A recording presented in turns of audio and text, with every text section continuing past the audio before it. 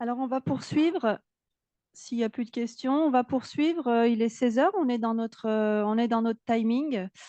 Alors, on va continuer à aller au-delà de l'agriculture et voir l'utilisation des données AP3C, cette fois au service du territoire.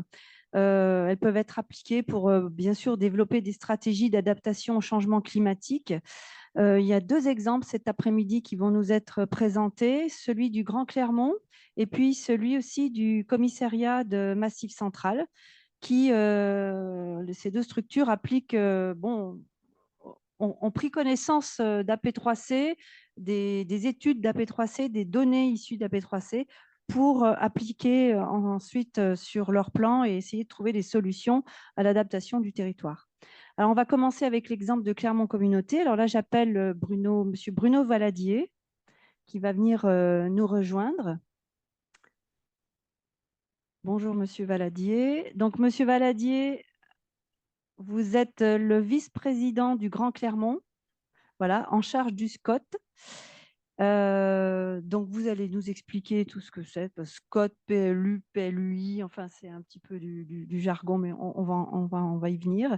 Alors, vous avez contacté Vincent Caillès, vous avez travaillé ensemble, vous l'avez demandé d'intervenir au sein d'une réunion, enfin dans une réunion du SCOT et de présenter donc AP3C et toutes les cartes qui étaient issues. Et c'est à partir de cet échange que vous avez commencé à travailler sur le développement d'une stratégie d'adaptation du territoire du Grand Clermont, donc qui représente plus de 100 communes, je crois, de l'adapter au changement climatique.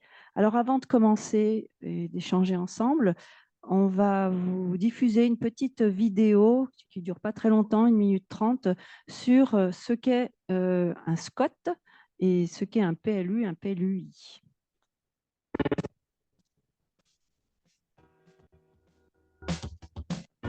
Le schéma de cohérence territoriale, projet stratégique, fixe le cadre pour 20 ans de toutes les politiques publiques à l'échelle d'un bassin de vie. Et les met en cohérence afin de satisfaire les besoins immédiats et futurs de la population, tout en préservant les ressources pour les prochaines générations. Le SCOT intègre les objectifs des politiques publiques nationales de l'État et depuis 2019, les objectifs des politiques régionales des SRADET. Il est élaboré par des élus intercommunaux qui ont la compétence planification. Le SCOT, c'est la vision d'avenir du territoire sur laquelle ces élus se mettent d'accord, à l'échelle d'une ou plusieurs intercommunalités et dans laquelle chaque commune peut se retrouver. Les élus communaux, avec leurs compétences urbanisme, déclinent la stratégie à la parcelle et autorisent ou non les constructions dans le plan local d'urbanisme de leur commune ou de leur intercommunalité. Les élus locaux ont donc en main deux outils complémentaires, le SCOT pour préciser leur stratégie à long terme et le PLU-PLUI pour la rendre opérationnelle. Aujourd'hui, 86% du territoire national est couvert par des SCOT et 50% des intercommunalités ont la compétence PLUI.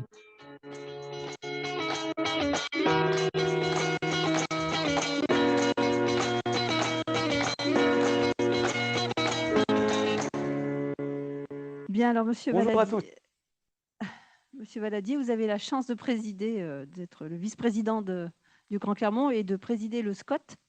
Donc, on vient de voir ce que c'était. Donc, le SCOT, c'est l'outil, enfin, c'est la structure indispensable pour développer toutes les stratégies à l'échelle d'une commune, d'un territoire. Mais avant cela, donc, il faut des réflexions, il faut du travail et il faut élaborer toutes ces stratégies. Donc, c'est ce que vous avez fait par rapport au changement climatique. Et donc, à l'issue, ce que je disais tout à l'heure, d'une rencontre avec Vincent Caillez et de la réception de tous les éléments d'études et des données AP3C, vous avez décidé donc de mettre en place des leviers d'action pour accompagner les communes à adapter leur territoire au changement climatique. Donc là, vous en êtes à la première phase. Donc, ma première question, c'est en quoi ces données vous ont-elles aidé à faire un diagnostic de territoire et quel est ce diagnostic ? Merci de m'accueillir, d'avoir pu présenter, même si la qualité sonore était médiocre. L'idée principale, c'est surtout le fait de dire que le SCOT du Grand Clermont, donc qui représente 500 000 habitants grosso modo, et de se projeter sur une vision à long terme, savoir, ça a été, je reprends les propos de tout à l'heure, savoir vers quel port on se dirige et vers quel port on essaye d'arriver pour amener l'ensemble de notre population dans des conditions acceptables de survie. Et donc, sur ce territoire de 500 000 habitants qui va du nord de Rion, pas tout à fait jusqu'à Issoire, en tout cas jusqu'à Vic-le-Comte, de l'autre côté jusqu'à Eda, de l'autre côté jusqu'à Saint-Dié d'Auvergne. Donc, on a ces 500 000 habitants. Il faut savoir où on les emmène. Il faut savoir aussi que ce SCOT en est à sa deuxième version. Donc, on a eu un premier SCOT qui est arrivé à échéance et qui mérite d'être modulé. Le SCOT précédent cherchait à attirer le plus de population possible sur le territoire du Grand Clermont. C'était le port vers lequel on se dirigeait. Alors que là, l'enjeu, c'est l'habitabilité Alors que du Grand Clermont. maintenant, ces premiers travaux montrent que le territoire a bien respecté les objectifs du premier SCOT. Grosso modo, on a attiré la population souhaitée. Maintenant, le risque est de se dire, est-ce que c'est l'attractivité qui prime ou est-ce que c'est la sobriété, l'habitabilité du territoire? Et la commission SCOT, qui représente les élus du Grand Clermont, a fait le choix de se diriger vers plus de sobriété, plus d'habitabilité et de tenir compte de la qualité de vie au sein de notre territoire et de la qualité de la nutrition, de l'apport alimentaire, de l'apport en eau, de l'apport en travail, de l'apport en espace de vie, de l'apport en santé mentale, de dire comment notre territoire va se développer sur tous ces critères-là à horizon de 20 ans. Il est évident que les travaux d'AP3C sont pour nous pile poil sur la même échéance et vont réorienter un certain nombre de réflexions. La politique, je la fais localement, je n'ai aucune carte de parti, je suis sans étiquette, comme on dit. C'est vraiment des fois des contradictions qu'il faut gérer. Certains territoires souhaitent vraiment développer de l'industrie à tout crin, d'autres territoires souhaitent développer du tourisme, d'autres territoires souhaitent développer du commerce, et il s'agit de composer avec tout ça, d'où l'intérêt de cette commission qui travaille avec tous les élus du territoire pour mêler des ambitions et trouver un compromis raisonnable, éclairé. Et c'était là où M. Caillès nous a apporté cet éclairage-là, en disant le climat est forcément une des composantes majeures de ce qui se passe sur le Grand Clermont, à la fois pour y vivre, mais à la fois éventuellement pour accueillir, et j'en parlais à la pause, des migrations nationales ou internationales de zones qui deviennent inhabitables. Je suis médecin, on sait que dans certaines zones du monde, le fait de vivre dehors sera impossible du fait du taux de température et du taux d'humidité. On ne pourra pas rester dehors plus de 10 minutes. Le reste du temps, il faudra aller se terrer en sous-sol. Si j'habitais dans ces zones-là, il est évident que je prendrais n'importe quel bateau gonflable pour traverser n'importe quel océan et n'importe quelle mer. Ouais. Alors, donc, pour cette étude, vous êtes basé sur différents critères. Donc, il y a la ressource en eau, il y a la ressource en produits. Donc, quel constat vous avez tiré de ces ressources? Sont-elles suffisantes aujourd'hui pour justement rendre habitable notre territoire? Donc, et vers quoi on veut aller alors? Voilà, c'est ça. On était bien sur la phase diagnostique. Voilà. Aujourd'hui, on est dans une situation relativement confortable. L'idée, c'est bien de se projeter avec une population différente et des ressources différentes qui font que d'ici 25 ans, il va falloir qu'on soit suffisamment souple pour être capable, et ça a été dit par les élèves du lycée dont j'ai apprécié le travail, de dire qu'il va falloir qu'on s'adapte en permanence, et ça a été dit aussi pour les 400 ou 500 prochaines années. Donc, il est possible que dans 400 ans, je ne sois pas là pour en parler. Mais de toute façon, si je veux laisser quelque part une chance avec quelques chromosomes d'arriver à cette période-là, il va bien falloir qu'on ait des stratégies collectives qui nous permettent de continuer de vivre ensemble et de survivre face à toutes ces adaptations. Je n'ai pas de propos pessimistes. Au contraire, je suis d'un tempérament très optimiste. Je pense que l'humanité va s'en sortir à condition d'avoir un minimum d'intelligence collective. Alors justement, prenons quelques critères, notamment l'eau, parce que c'est quand même un sujet assez sensible, la ressource en eau. Comment vous travaillez ce sujet au niveau du SCOT pour essayer d'en tirer des actions de maîtrise, de gestion de l'eau et du partage de la ressource en eau, parce que c'est aussi bien pour l'agriculture, l'industrie, mais aussi pour la consommation, l'eau potable. Alors, l'eau est vraiment un critère clé, évidemment. Donc, on a rencontré, au-delà de la P2C, la Chambre d'agriculture, on travaille avec le SAGE allié. Voilà, il y a tout un tas de composantes avec les différents interlocuteurs qu'on peut avoir. territoire, de façon à dire comment on va se répartir cette ressource qui se raréfie. Et on voit bien que pardon, le lobbying joue de façon parfois désagréable, mais de toute façon, on n'a pas le choix. Il va falloir qu'on trouve une solution qui permette à l'ensemble de la population de survivre. Donc, voilà, on est vraiment dans la phase de négociation, d'échange, de partage d'informations et d'essayer collectivement, encore une fois, de trouver une voie de passage qui permette d'arriver à bon port. Et c'est la même chose sur un autre élément, un autre critère qui est la préservation, enfin les sols et notamment l'artificialisation des sols. Là aussi, vous avez des réflexions avec différents utilisateurs des sols, que ce soit l'agriculture, l'industrie. On est au clair là-dessus, dans le sens où, au moins actuellement, sauf évolution législative particulière, vers le fait que le ZAN, zéro artificialisation nette, est inscrit dans la loi et que d'ici 2050, on devrait arriver à ce zéro artificialisation nette et également au zéro émission nette. Donc l'ambition est importante. J'espère qu'elle sera maintenue par les prochains gouvernements. Mais sincèrement, on a encore de grands espaces de vie sur le Grand Clermont dans lequel on peut trouver une voie de passage par l'aménagement des friches pour le commerce, pour l'industrie, et la déclinaison du SCOT au sein des PLUI. Donc on parle de PLU intercommunaux hein, pour une échelle un petit peu plus grande, montre qu'il y a d'énormes zones réservées à l'agriculture avec des zones absolument inconstructibles. Se pose aussi la question de l'agrivoltaïsme, par exemple, avec les zones d'accélération énergétique. Voilà, on travaille sur tous ces sujets-là pour permettre à chacun d'avoir sa place au sein de notre territoire, de développer son activité économique sans que cela se passe au détriment d'un autre groupe de population et que tout ce système se développe de façon harmonieuse. Voilà, vous ne vous interdisez rien, donc toutes les Rien. solutions seront étudiées.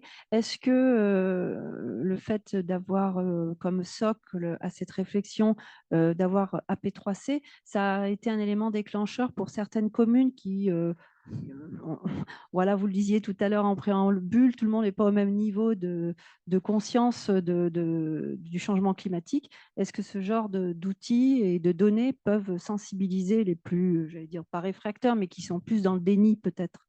Il existe encore des politiques qui sont même dans le négationnisme. Je ne sais plus combien ça avait été cité tout à l'heure de personnes qui pensent encore qu'on est encore dans des cycles de chaleur liés aux éruptions solaires ou à je ne sais pas quoi.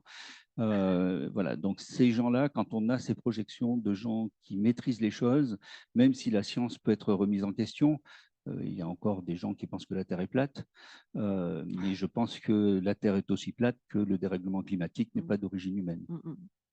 Donc là, vous allez lancer les prochaines réflexions. Alors, pour rentrer dans le concret, parce que vous n'y êtes pas vraiment en fait dans le concret, dans les solutions. On a fait le bilan, mais on n'est Vous pas sur avez les fait le solutions. bilan. Voilà. Bah, en termes de bilan, dites-nous quel est le bilan sur le territoire que vous faites aujourd'hui. On a vu sur l'eau, on a vu sur l'artificialisation des sols, mais il y a aussi sur les productions, par exemple, pour faire du béton, enfin tous ces produits connexes. Où est-ce qu'on en est quelle conclusion vous tirez des constats que vous avez faits?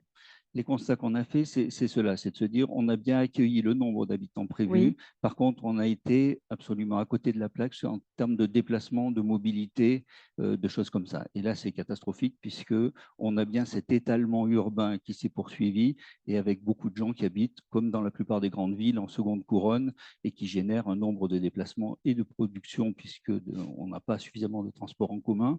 Et c'est vraiment la chose qui pêche. Tous ces déplacements produisent énormément de gaz à effet de serre, beaucoup de consommation de produits pétroliers, et donc on est de ce côté-là complètement à la plaque, à la ramasse. Ouais. Donc vraiment, c'est des choses qu'on doit corriger à l'avenir, et on va travailler sur l'armature territoriale, de façon à dire comment on va pouvoir se déplacer au sein de ce territoire. Est-ce que tous ces déplacements sont utiles, ou est-ce qu'il faut les modifier? Interviennent là-dedans le télétravail, un certain nombre de choses qui vont permettre à la population d'avoir une meilleure qualité de vie plutôt que de passer son temps dans l'autosolisme. Bon, ça va très loin. Quand est-ce qu'on va pouvoir voir les premières actions mises en place ici ou là sur le Grand Clermont? Alors, c'est quelque chose. Alors, on travaille avec un certain nombre de citoyens qui ont été tirés au sort. Il y a 100 citoyens qui ont été tirés au sort et qui travaillent qui nous accompagnent là-dessus, qui nous donnent leur vision du territoire. Alors certes, nous sommes des citoyens, mais des fois un petit peu orientés. Et c'est un des reproches qu'on nous fait. Le temps politique, comme le temps scientifique, est des fois un petit peu long, alors que le climat, lui, il est en Il est train de rapide, partir ouais, c'est très rapide. vraiment à grande vitesse. Mhm. Donc face à ce TGV, on nous reproche de ne pas être assez rapide et on ne peut pas faire autrement. Alors en plus, il y a ces échéances politiques qui viennent brider les choses. Il ne vous a pas échappé qu'en 2026, je ne parlerai peut-être plus en tant que vice-président du SCOT, puisque mon mandat va s'arrêter en 2026. Et donc, on a prévu d'avoir un plan d'aménagement stratégique qui soit construit pour décembre 2025, D'accord, pour qu'il donc soit dans un an. transmis aux élus suivants qui doivent se l'approprier pour mettre en place les mesures de terrain qui seront rédigées d'ici 2028 dans le meilleur des cas. D'accord. Une dernière question sur la place des agriculteurs dans cette réflexion, les agriculteurs du Grand Clermont. Bon, vous travaillez avec la Chambre d'agriculture et puis avec d'autres structures. Alors, on travaille aussi beaucoup avec les plans alimentaires territoriaux, à la fois du Livradois-Forêt et du Grand Clermont, de façon à construire des choses qui soient cohérentes sur le terme du développement de l'agriculture. Et vraiment, j'apprécie beaucoup ce partenariat. On essaye d'ouvrir la porte aussi avec la SAFER de façon à favoriser l'installation.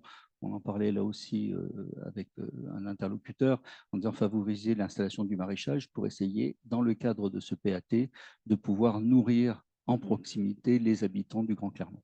De la même manière, tout à l'heure, on l'a abordé sur la sylviculture et sur l'intérêt des forêts et des bois sur le territoire. Voilà, sur ma propre petite commune, Faillé-le-Château, en Livradois, on a même des gens qui ont monté une forêt nourricière dans laquelle on a des apports alimentaires permanents qui évitent de ressemer. Il n'y a pas de plante annuelle, mais on a des haricots qui n'ont pas besoin d'être replantés, qui sont récoltés chaque année à partir d'une liane. On a de la salade qui pousse dans les arbres. On a un certain nombre de choses qui sont en train de s'installer de façon à essayer d'innover. On voit qu'il y a plein de petites innovations un peu partout, on ne les connaît pas toutes, mais c'est vrai que l'adaptation au changement climatique est quand même un sujet qui préoccupe beaucoup de gens. Est-ce que vous avez des questions pour le vice-président du SCOT sur ce projet-là, donc pour le moment qui est en cours, qui sera connu fin décembre 2025, mais est-ce que vous avez des questions? Non? Bien, si. Le micro, s'il vous plaît, parce qu'en visio, ils ne vous entendront pas. Oui, donc Guillaume Bellaton, je suis géographe urbaniste. Je me demandais comment vous arrivez en fait avec un projet aussi ambitieux finalement, face à la difficulté du plus petit dénominateur commun qui se révèle à chaque élaboration de ce type de documents intercommunaux. Comment vous arrivez à maintenir ce cap avec des grandes orientations puissantes et affirmées et aller jusqu'au bout de ces grandes orientations, évidemment, sans les diluer au fur et à mesure. Voilà. C'est une vraie question, c'est la quadrature du cercle, évidemment. On compte vraiment sur cette intelligence collective. Alors, moi, je m'appuie, alors c'est la petite expertise que je peux avoir, sur le fait de dire qu'on n'est pas certain que le port qu'on choisit aujourd'hui soit le bon. Il ne faut pas s'interdire de changer de port en cours de navigation. Je reprends l'analogie de tout à l'heure.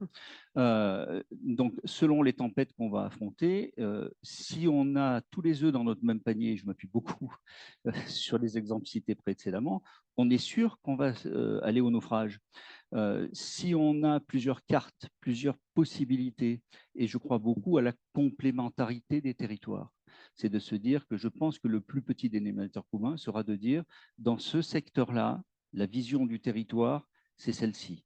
Dans ce secteur-là, la vision du territoire, c'est celle-là. Et tout le travail de la commission Scott sera d'essayer de réfléchir à ce que ces solutions soient complémentaires et permettent de s'adapter à tout événement intercurrent qui pourrait envoyer dans le mur l'une ou l'autre des solutions, de façon à ce qu'on soit solidaire et qu'on soit capable d'épauler celui qui avait visé le mauvais port, de façon à ce qu'on puisse mettre à bord les gens qui ont la malchance de se trouver dans le mauvais bateau. Oui, l'ambition, ce n'est pas du tout d'uniformiser une solution qui soit appliquée à tout le monde, mais c'est que chacun le fasse en fonction de l'environnement de son propre commune. Pardon, monsieur. Est-ce qu'on a déjà des objectifs définitifs sur la proportion de terres agricoles qui sera maintenue? Alors là, elle est claire. L'avantage, c'est qu'elle est clairement fixée par la loi ZAN. Avec la ZAN. C'est de se dire qu'on baisse de 50% l'artificialisation des terres d'ici 2030, de 50% par rapport à la période 2010-2020. De 2020 à 2030, on en artificialise la moitié. De 2030 à 2040, la moitié de cette moitié. Et de 2040 à 2050, la moitié de ce quart. Je ne sais plus où j'en suis de mes proportions. Oui, Toujours est-il qu'à partir de 2050, il n'y a plus rien. Donc, si on fait les projections, et là, bon, moi, je ne suis que médecin, donc les calculs, ce n'est pas mon fort, mais on est tout à fait capable de faire les calculs de ce qui va disparaître. Et encore une fois, on parle bien d'artificialisation, c'est-à-dire que ce soit dans les espaces naturels, forestiers ou agricoles. Le PLU de Clermont-Auvergne Métropole est déjà extrêmement sévère et réduit énormément les surfaces constructibles. On n'a pas manqué de recevoir une lettre des constructeurs de maisons individuelles qui nous disent que ce n'est pas raisonnable. Ça ne fait pas l'unanimité, bien évidemment, hein, ce Évidemment. genre de loi. Oui, madame. Oui, je voulais juste compléter sur le plan local d'urbanisme intercommunal de Clermont, puisque je travaille pour la métropole, pour signaler qu'en effet, on a des objectifs chiffrés vraiment très forts et que chaque année, on va devoir rendre à l'État une évaluation, si on respecte bien nos objectifs chiffrés de non-consommation des terres. Donc, c'est vraiment quelque chose d'extrêmement réglementairement fixé. Il n'a pas été facile non plus. Oui, allez-y. Est-ce qu'il y a des notions d'ordre grandeur au niveau de l'autosuffisance des territoires, c'est-à-dire dans quelle mesure on veut arriver à fournir la nourriture qu'on consomme nous-mêmes? C'est un des éléments fondateurs du SCOT. Le PAT, le plan alimentaire territorial, travaille là-dessus. Alors, je n'ai pas en tête les chiffres exacts, donc je ne veux pas me risquer à vous les donner, mais il est bien prévu dans le plan alimentaire territorial du Grand Clermont des données chiffrées sur l'espérance de nourriture. Alors, encore une fois, ça dépend forcément du type de nourriture. Est-ce qu'on parle des agrumes? Est-ce qu'on parle des protéines animales? Est-ce qu'on parle des protéines végétales? Est-ce qu'on parle des céréales? En fonction de tout ça, mais il y a des objectifs chiffrés qui sont posés par le PAT actuellement, qui sont en cours d'être posés. Qui sont posés, qui existent ou qui sont en train d'être réfléchis? Il y a des chiffres qui sont posés et accessibles. Oui, allez-y, monsieur. Oui, Eric Brugière, maire de l'Accueil. Je trouve que ce qui est intéressant, c'est de constater qu'une réflexion au départ qui a quand même été lancée par le monde agricole, quelque part, c'est quand même adaptation des pratiques culturelles au changement climatique, vient aujourd'hui alimenter une réflexion globale au niveau du SCOT. Je trouve que, mais c'est très positif hein, dans mon propos, mais effectivement, on est parti d'une problématique agricole et aujourd'hui, on élargit globalement à toutes les réflexions qu'il peut y avoir à l'intérieur d'un SCOT, et ça, je trouve que le fait de travailler ensemble et d'avoir tous les milieux, quelque part, qui viennent à cette réflexion, je trouve que c'est quand même quelque chose de très positif. Oui, mais je pense qu'on a vraiment besoin de travailler ensemble parce que nos cerveaux sont hélas limités, nos cultures, nos formations sont complémentaires, et si on ne s'appuie pas sur l'expertise des uns des autres, on n'arrivera jamais dans aucun port. Et puis l'agriculture, quand même, elle est ultra nécessaire pour, ne serait-ce que pour la souveraineté alimentaire qui est prônée au niveau national. Il y avait une autre, quelqu'un? Oui, vous êtes deux. Alors, madame, puis ensuite, à vous.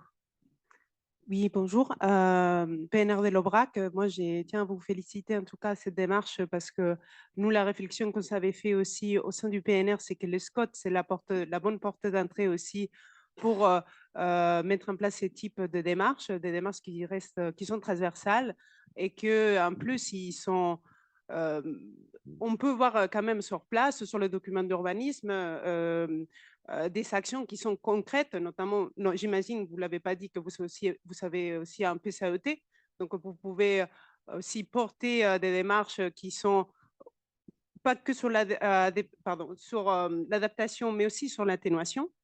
Et j'avais une question à vous poser sur l'implication des citoyens, parce que je pense que vous venez de l'évoquer juste tout à l'heure, et je souhaitais savoir jusqu'à quelle est la volonté des élus aussi de donner la place aux citoyens de s'exprimer et jusqu'à quel point les citoyens sont mobilisés pour de la prise de décision des actions ou ils sont plus dans le cadre d'une proposition des actions ou des stratégies? Donc, c'était ça ma question, merci. On est vraiment, comme ça a été évoqué tout à l'heure avec le monde agricole, avec le monde des citoyens tirés au hasard, encore une fois, dans un partenariat, dans un échange et dans une co-construction. C'est-à-dire qu'on entend vraiment tout ce qu'ils nous apportent.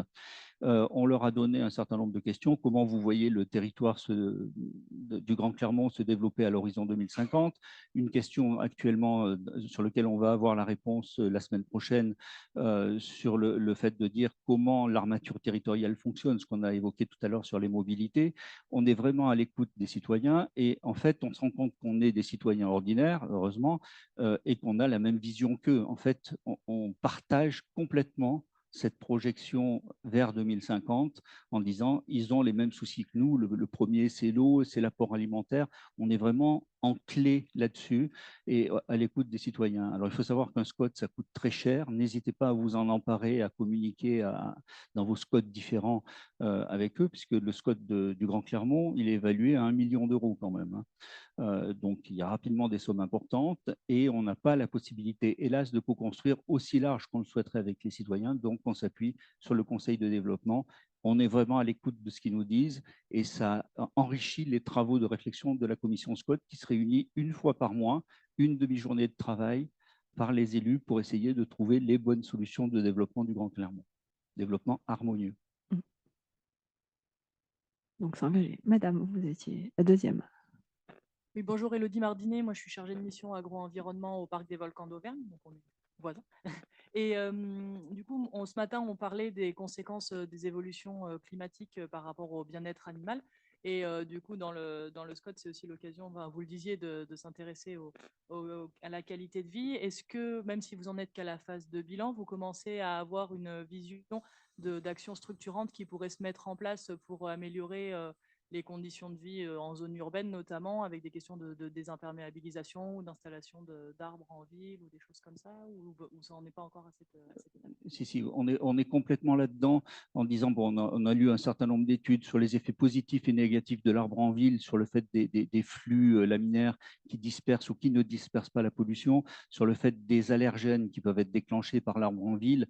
Donc, on a bien toutes ces questions en tête et c'est là où on voit que c'est vraiment, il y a des portes d'entrée dans tous les sens et la porte d'entrée de la santé nous paraît capitale puisque toute cette, alors je parle de la santé mentale, santé physique, allergie, pathologie induite par le stress, etc.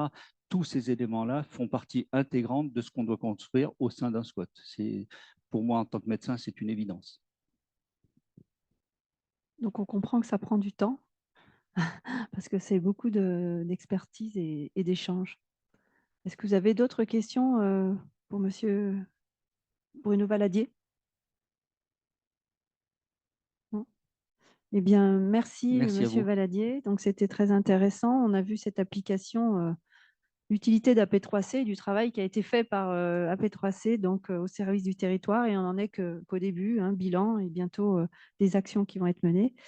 Oui, je voulais juste apporter bien un sûr, Laurence. complément. En fait, Monsieur Valadier est intervenu parce que Vincent avait fait une intervention auprès du SCOT du Grand Clermont, auprès du Grand Clermont.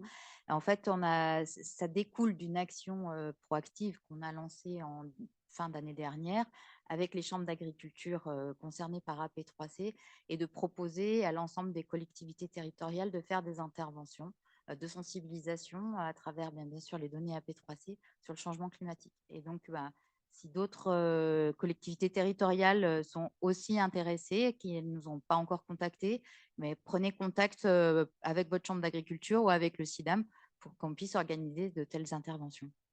Voilà, le message est lancé. Merci Laurence.